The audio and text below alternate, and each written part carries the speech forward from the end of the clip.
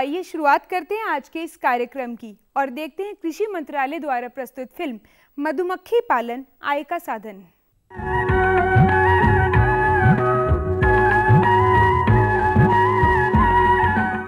फूलों और मधुमक्खियों का आदिकाल से गहरा और मधुर संबंध रहा है। मधुमक्खियां न केवल पर परागण द्वारा फसलों की उपज और गुणवत्ता में वृद्धि करती हैं, बल्कि हमें शहद, मोम, प्रोपोलिस, रॉयल जेली, मॉनविश और पराग जैसे बहुमूल्य उत्पाद भी देती हैं। मधुमक्खी पालन एक ऐसा व्यवसाय है जिसे कृषि के साथ अपनाकर अतिरिक्त आय कमा सकते हैं। छोटे किसान कृषि के साथ तथा भूमिहीन व्यक्ति भी इसे अपनाकर अपना आर्थिक स्तर ऊपर उठा सकते हैं। मधुमक्खी पालन की तकनीक बेहद आसान है, इसलिए इसे बच्चे, बूढ़े और स्त्रियां भी आसानी से कर सकते हैं। इसे पूर्ण व्यवसाय के रूप में भी अपनाया जा सकता है। मौन बक्सा लकड़ी का बना होता है। इसमें होता है एक तलपट्टा, 2 बक्से, एक भीतर का ढक्कन और एक बाहरी ढक्कन। इस पर एल्यूमिनियम की शीट लगी होती है जो बारिश के पानी से बचाती है। मधुकक्ष और शिशु कक्ष के बीच में रानी रोकपट लगा दिया जाता है। इसकी जाली इस प्रकार की होती है जिससे रानी मधुमक्खी मधुकक्ष में नहीं जा पाती और मधुकक्ष में अंडे नहीं दे पाती और बगैर ब्रूड को नुकसान पहुंचाए शहद निकाला जा सकता है। इसमें 20 लकड़ी के तार लगे फ्रेम होते हैं जिसमें मोम से बनी शीट, जिसे छत्ता आधार कहते हैं, लगाते हैं। इस पर मधुमक्खियां अपना छत्ता बनाती हैं जिससे शहद और समय की बचत होती है। छत्ता आधार को मोमी छत्ता आधार मशीन से निकाला जाता है। आवश्यक औजारों में शामिल हैं मधु निष्कासन यंत्र, धुआंकार, नकाब, बक्सा औजार, क्वीन इंट्रोडक्शन केज, चींटी रोक प्याली, मौन पेटिका स्टैंड, ब्रश, छीलन छुरा, पराग इकट्ठा करने का यंत्र, दस्ताना इत्यादि। मधुमक्खी पालन शुरू करने के लिए ज्यादा धन की जरूरत नहीं होती। मधुमक्खियों के 5 से 15 वंश खरीदकर इसे शुरू किया जा सकता है। मधुमक्खी के एक बक्से की लागत 600 से 1000 रुपए तक आती है। 5 चौखटे वाली मधुमक्खी के एक वंश को खरीदने पर लगभग 1500 रुपए पड़ते हैं। शुरू में मधुमक्खी पालन कुछ ही उपकरणों के साथ किया जा सकता है जिसकी लागत लगभग 4500 रुपए है। इन 15000 रुपए से शुरू कर सकते हैं। ये लागत मधुमक्खी पालक 1 साल में ही वसूल कर सकता है। 100 वंशों वाले मौनालय के रखरखाव के लिए 2 व्यक्तियों को रोजगार मिल जाता है। भारतवर्ष में मधुमक्खियों की 4 प्रजातियां पाई जाती हैं।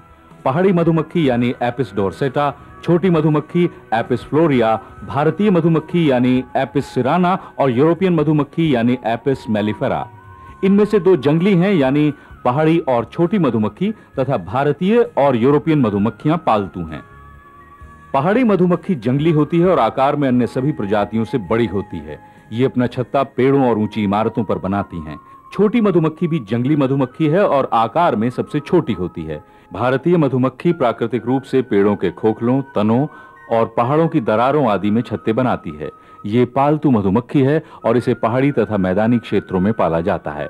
इससे औसतन शहद लगभग 7 से 10 किलो प्रतिवर्ष प्रति वंश प्राप्त किया जा सकता है। यूरोपियन मधुमक्खी यानी एपिस मेलिफेरा एक पालतू मधुमक्खी है और इससे औसतन शहद पैदावार लगभग 15 से 20 किलो प्रति वर्ष प्राप्त हो जाती है।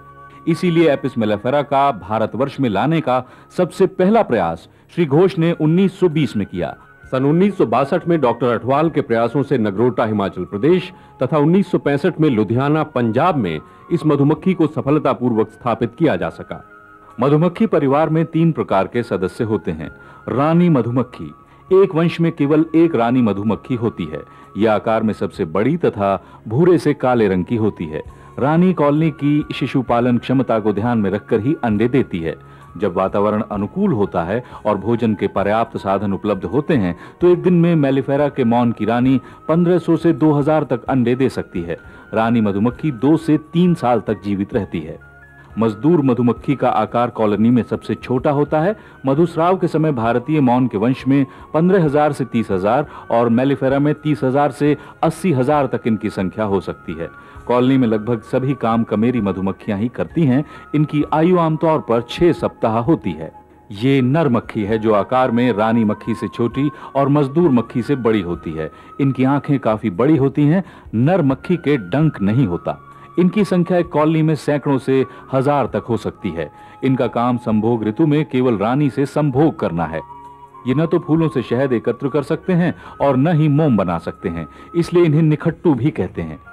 सामान्य तौर पर नर मधुमक्खी का जीवन काल 56 से 60 दिन का होता है। मधुमक्खी के कुछ दुश्मन हैं, जिनमें ग्रीन बी ईटर, चींटी, ततैया और मोमी पतंगा मुख्य हैं। इनसे मधुमक्खियों को बचाना चाहिए। माइट के आक्रमण पर मधुमक्खियां उड़ नहीं सकती और बक्से से गंध आती है और अंदर गंदगी दिखाई देती है। इसकी रोकथाम के लिए 200 मिलीग्राम से 1 ग्राम सल्फर प्रत्येक चौखट के टॉप बार्स पर डालें। तलपट्टे की सफाई करने से तथा खाली छत्ते को निकालने से मोमी पतंगों और दूसरी बीमारियों से बचाया जा सकता है। मधुमक्खियों द्वारा फूलों से एकत्रित मकरंद से तैयार किया हुआ मीठा, गाढ़ा और सुगंधित पदार्थ शहद कहलाता है। शहद को सफल शिशु आहार माना जाता है। मधुमक्खी फूलों से मकरंद चूसती हैं और छत्तों के कोष्ठों में उंडेल देती हैं। शुरू में इसमें पानी की मात्रा लगभग 40 से 60% तक होती है और जब पानी की मात्रा घटकर 16 से 20% रह जाती है तब उसे मोम की टोपियों द्वारा बंद कर देती है। इसे परिपक्व या तैयार शहद कहते हैं। अपने भोजन के लिए ये फूलों से पराग लाकर अपने छत्ते में इकट्ठा करती हैं। मोम का मूल्य शहद से भी ज्यादा है। ये कमेरी मधुमक्खियों द्वारा तैयार किया जाता है। राज अवलेह या रॉयल जेली को एक स्फूर्तिदायक एवं औषधि युक्त तत्व माना गया है। रॉयल जेली में जल, प्रोटीन, वसा, खनिज पदार्थ, कार्बोहाइड्रेट और कई अन्य तत्व पाए जाते हैं। इसके अलावा vitamin A, B, C, D और ई भी इसमें पाए जाते हैं। प्रोपोलिस एक गहरे भूरे रंग का तथा गोंद जैसा चिपचिपा पदार्थ है। मेलिफेरा जाति की मधुमक्खियां ही प्रोपोलिस एकत्रित करती हैं। प्रोपोलिस में बैक्टीरिया और फफूंदी रोधक गुण पाए गए हैं और ये कई रोगों के उपचार में काम आता है। भारतवर्ष में अभी तक केवल शहद और मोम का उत्पादन ही लिया जा रहा है। बहुत सी फसलों और पेड़ों पर फल एवं बीज बनने के लिए परागण आवश्यक होता है। फूलों के नर भाग से परागकण मादा भाग तक पहुंचाने में कीट और वायु मुख्य हैं। पर परागण में मधुमक्खियां बहुत ही महत्वपूर्ण कार्य करती हैं। मधुमक्खियां पर परागण के द्वारा फसलों और फलों की पैदावार बढ़ाती हैं। पॉली हाउस में भी पर परागण के लिए मधुमक्खियां बहुत उपयोगी साबित हो रही हैं। ऐसा अनुमान है कि भारतवर्ष में उपलब्ध मॉन्चरों का 1/4 हिस्सा ही मधुमक्खियों द्वारा उपयोग में लाया जा रहा है और बाकी बचे मॉन्चरों पर लाखों मधुमक्खी वंश पाले जा सकते हैं। मधुमक्खी पालन शुरू करने के लिए किसी मधुमक्खी संस्थान में मधुमक्खी पालन का प्रशिक्षण प्राप्त करना बहुत जरूरी है। प्रशिक्षण किसी सरकारी संस्थान से लिया जाए तो अच्छा रहता है। भारतीय कृषि अनुसंधान परिषद का ये प्रयास है कि देश में मधुमक्खी पालन को बढ़ावा दिया जाए, जिससे पर परागण द्वारा खाद्यान्न उत्पादन बढ़े और रोजगार के अतिरिक्त अवसर भी पैदा हों तथा मधुमक्खी पालन को एक पूर्ण व्यवसाय के रूप में भी अपनाया जा सके।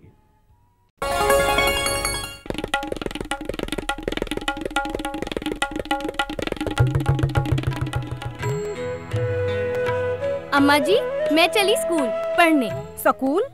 पर शादी के वक्त तो तूने कहा था कि तू पढ़ी लिखी है। अरे अम्मा जी, फार्म स्कूल जा रही हूँ, खेती की नई नई बातें सीखने। आप भी चलो ना। फार्म स्कूल, जहाँ खेतों में पैदावार बढ़ाने की हर बात किसानों को सिखाई जाती है, जैसे मिट्टी के हिसाब से सही खाद, बढ़िया बीज और जरूरत के मुताबिक कीटनाशक, ताकि कम लागत में अधिक मुनाफा।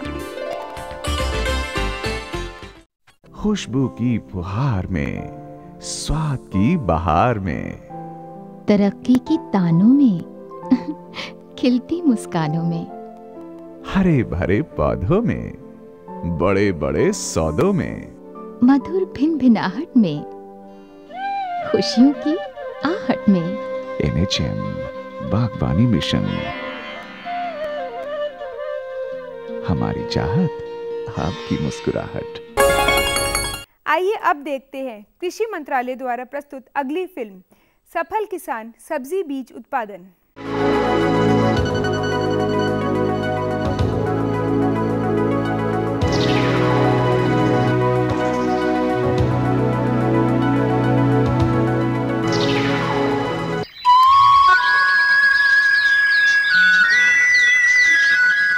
सब्जियों का उत्तम पौध उत्पादन। उत्तम फसल किसान के अच्छे जीवन एवं राष्ट्र की आर्थिक उन्नति का आधार है। कहा गया है कि जैसे बोएगा वैसे काटेगा। अतः जो पौध आरंभ से ही स्वस्थ हो वही विकसित होकर अधिक तथा उत्तम उपज देता है।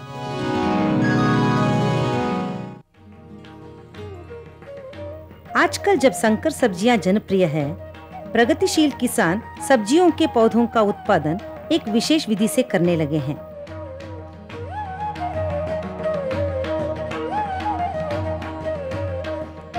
भारत देश में आमतौर पर किसान अपने खुले खेत में पौध उगाते थे।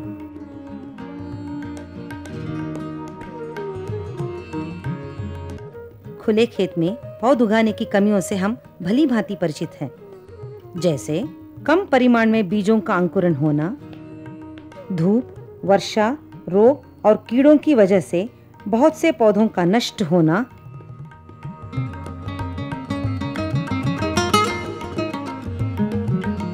पौधों की आपसी स्पर्धा से होने वाला असंतुलित विकास, रोपण के समय जड़ का जख्मी होना।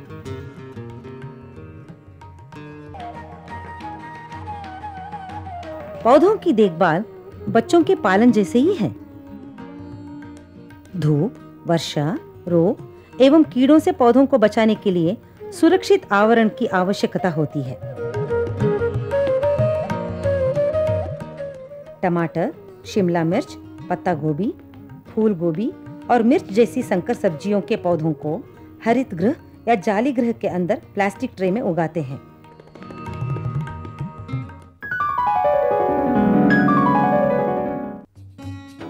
पौध उगने के लिए विशेष रूप से बनाई गई इन ट्रे को उपयुक्त खाद से भरते हैं।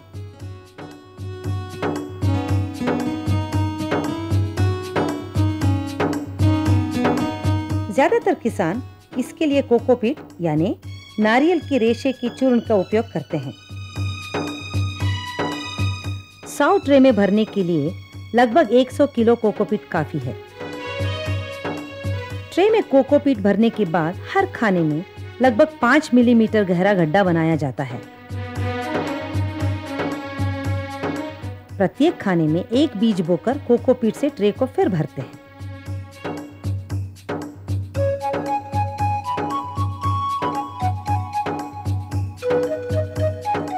एक कृषि मजदूर एक दिन में लगभग 200 ट्रे यानी 20,000 बीज बोने की क्षमता रखता है।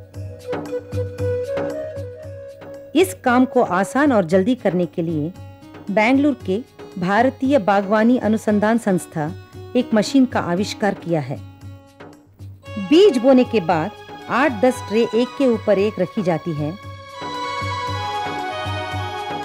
और एक प्लास्टिक शीट से ढका जाता है ताकि अंदर की तापमान बढ़ जाए, जिससे बीजों का अंकुरण में सहायक होती है। बीजों की प्रकृति के अनुसार अंकुरण होने में 3 से 5 दिन लगते हैं।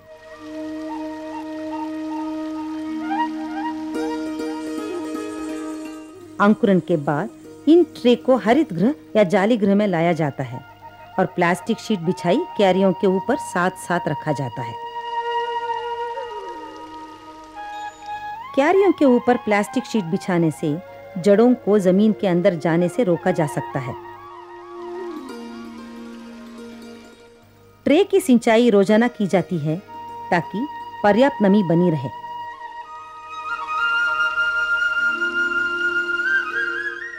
आवश्यकता अनुसार पौष्टिक तत्व तरल रूप में दिए जाते हैं।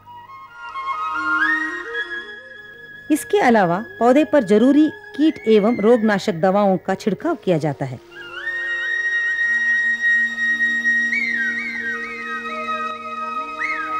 इस तरह बढ़ते पौधे अपने प्रकृति के अनुसार 4 से 6 हफ्तों में रोपण योग्य हो जाते हैं। टमाटर जैसे पौध 25 दिनों में तैयार हो जाते हैं। शिमला मिर्च या मिर्च के लिए 33 या 40 दिन लगते हैं।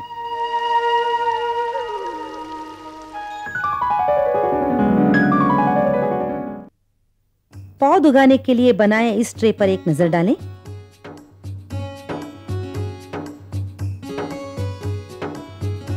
इन्हें प्रो ट्रे, प्लग ट्रे या फ्लैट ट्रे के नाम से भी जाना जाता है।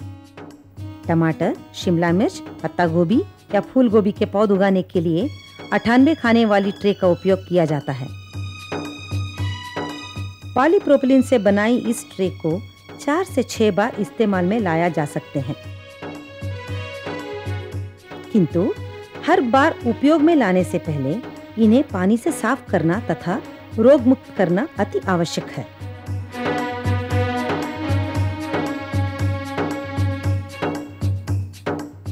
इन ट्रे के तले खानों के छेद से अनावश्यक पानी का निकास होता है। खानों के आपसी बराबर अंतर से पौधों के पनपने में कोई बाधा नहीं होती है।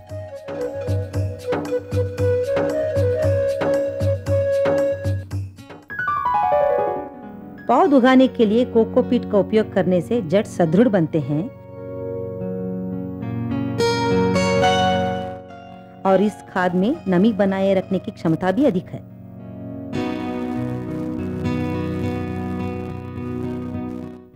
यह खाद बाजार में 25 किलो बैगों में उपलब्ध होती है।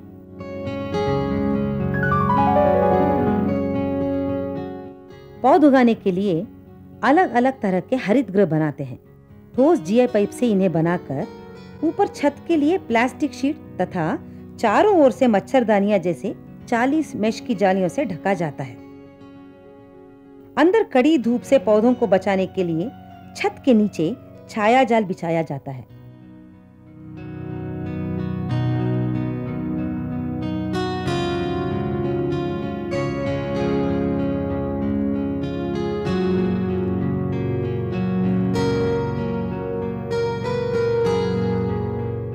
जीआई पाइप की जगह में कम खर्च में उपलब्ध यूकलिप्टस या सुपारी के बल्लों से भी हरित या जाल गृह बनाया जाता है।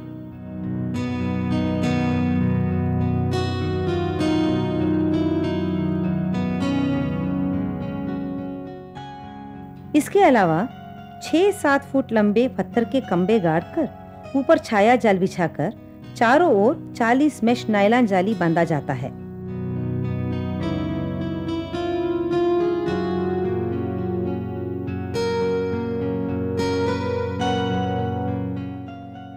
यहाँ पर वर्षा से पौधों को बचाने के लिए 1.25 इंच वाले प्लास्टिक पाइप को कमान आकार में झुकाकर क्यारियों के ऊपर समान अंतर में गाड़कर बारिश के समय प्लास्टिक शीट से ढकते हैं।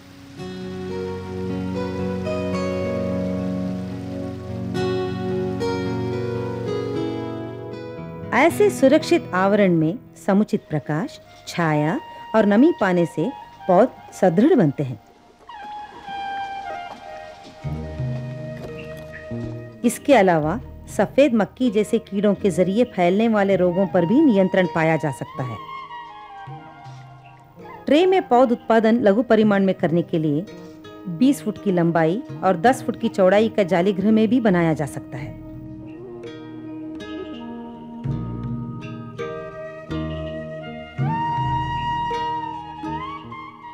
इस तरह उगाए गए पौधों को रोपने से पहले 4-5 दिन तक सूरज की रोशनी में मजबूत करना चाहिए। हरित गृह में उगाए पौध के लिए यह प्रक्रिया आवश्यक है।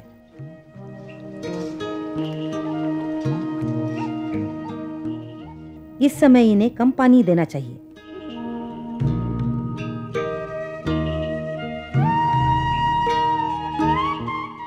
इस तरह ट्रे में पौध उगाने से बहुत से फायदे हैं।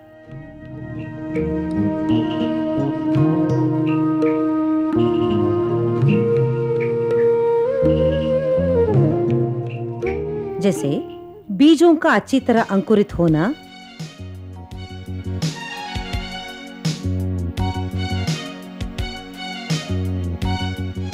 खुले खेत में उगाए पौध की तरह ना मुरझाना,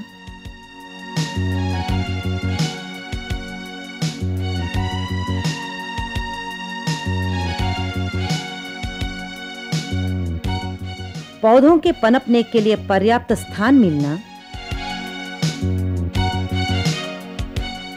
पौधों का एक समान आरोग्यपूर्ण विकास, कीड़ों और रोगों का लगना भी बहुत कम, संभालने में आसानी तथा परिवहन में किफायती। परिवहन के समय पौधों का बहुत देर तक ताजा रहना,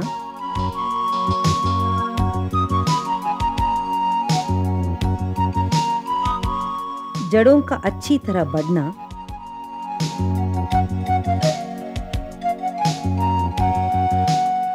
परिवहन और रोपण के समय जड़ें कम जख्मी होना,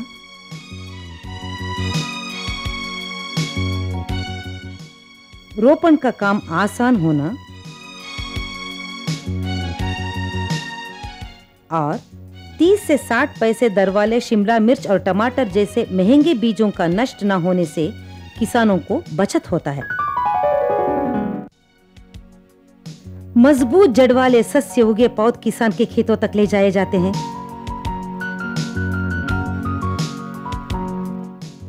सुरक्षित आवरण में उत्पादित पौधों से अच्छी उपज मिलती है। किसान का जीवन खुशहाल होता है और किसान के श्रम का समुचित लाभ मिलता है।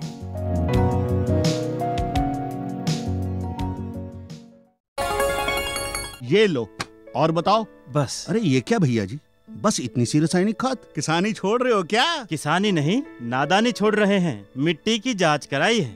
अब तो लाला जी जितनी जरूरत है उतने ही उर्वरक खेत में डालेंगे। हाँ, किसान भाई आज ही अपने जिले की नजदीकी भूमि परीक्षण प्रयोगशाला में मिट्टी की जांच जरूर करवाएं और मिट्टी में पोषक तत्व, नमी व पौधे के विकास को देखते हुए केवल जरूरत के अनुसार ही पोषक तत्व डालें। और हाँ, मिट्टी में गंधक, जस्ता, बोरोन जैसे सूक्ष्म पोषक तत्वों का पता लगाना भी न भूलें। उर्वरक और जैविक खाद के सही उपयोग से भूमि का उपजाऊपन बनाए रखें, उत्पादकता बढ़ाएं, खर्चा घटाएं और बहुमूल्य विदेशी मुद्रा बचाने में भी सहयोग दें। और हाँ, धीमी गति से नाइट्रोजन उपलब्ध कराने वाले उर्वरकों जैसे नीम लेपित यूरिया को प्राथमिकता दें और यूरिया का पत्तों पर छिड़काव करें। अरे वाह, तू तो सचमुच समझदार हो गया रे। अधिक जानकारी के लिए संपर्क करें जिला कृषि अधिकारी या किसान कॉल सेंटर। किसान भाइयों, कृषि कार्यों को सुचारू रूप से करने के लिए जरूरी है मौसम की सही जानकारी। तो आइए लेते हैं कृषि मौसम का जायजा।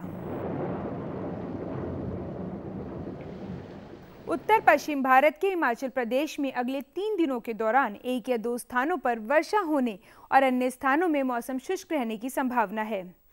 पूर्व भारत में मुख्यतः मौसम शुष्क रहने की संभावना है। उत्तर पूर्व भारत में अंडमान और निकोबार द्वीप समूह में अगले 3 दिनों के दौरान 1 या 2 स्थानों पर वर्षा होने और अन्य स्थानों में मौसम शुष्क रहने की संभावना है। दक्षिण भारत में मुख्यतः मौसम शुष्क रहने की संभावना है। पश्चिम भारत में मुख्यतः मौसम शुष्क रहने की संभावना है। मध्य भारत में मुख्यतः मौसम शुष्क रहने की संभावना है। मौसम की जानकारी में फिलहाल इतना ही। तो किसान भाइयों, अब वक्त हो गया आपसे इजाजत लेने का। अपने सुझाव, समस्याएं और प्रतिक्रियाएं हमें ज़रूर लिख भेजिए, जिससे हम इस कार्यक्रम को और भी रोचक और ज्ञानवर्धक बना सके। तो अब दीजिए इजाज़त, सोमवार को आपसे फिर रूबरू होंगे। तब तक के लिए नमस्कार।